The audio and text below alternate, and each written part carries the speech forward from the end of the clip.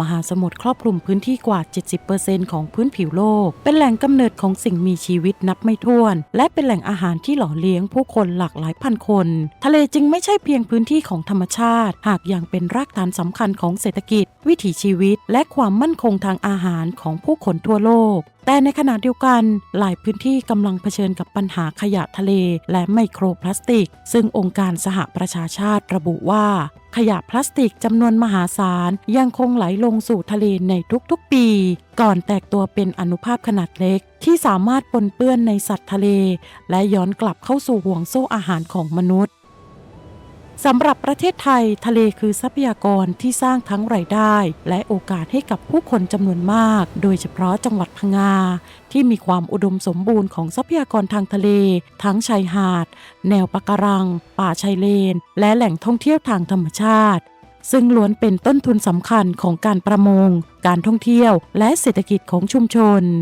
เมื่อทรัพยากรทางทะเลยังคงสมบูรณ์ชุมชนก็ยังคงมีอาชีพนักท่องเที่ยวยังคงเดินทางมาเยือนและเศรษฐกิจของจังหวัดก็ยังคงเติบโต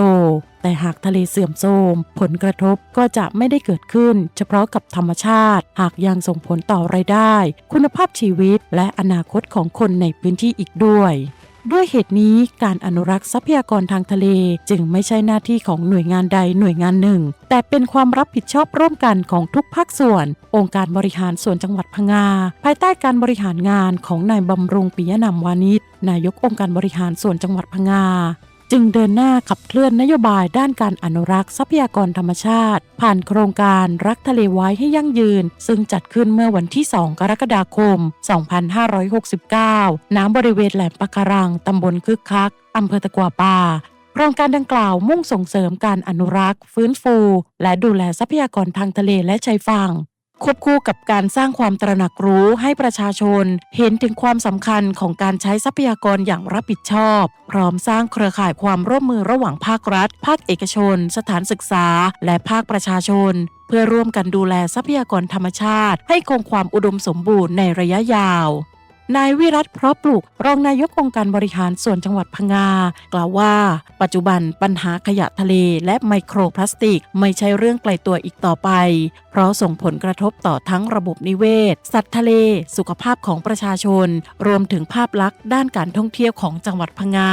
ซึ่งทะเลถือเป็นทรัพยากรสำคัญที่หล่อเลี้ยงวิถีชีวิตและเศรษฐกิจของคนในพื้นที่มาอย่างยาวนานโครงการนี้เราต้องการปลูกจิตสำนึกให้กับเด็กและเยาวชนในพื้นที่รวมทั้งให้ชาวบ้านในพื้นที่ผู้นำในพื้นที่มีความตระหนักนะครับที่จะรักสิ่งแวดล้อมกำจัดพวกขยะที่จะลงไปในทะเลซึ่งจะไปทำความไปเป็นอาหารให้กับสัตว์ทะเลซึ่งจะทำให้สิ่งแวดล้อมของบ้านเราเนี่ยเสียแล้วก็ส่งผลกระทบกับการท่องเที่ยวนะครับของบ้านเราด้วยครับ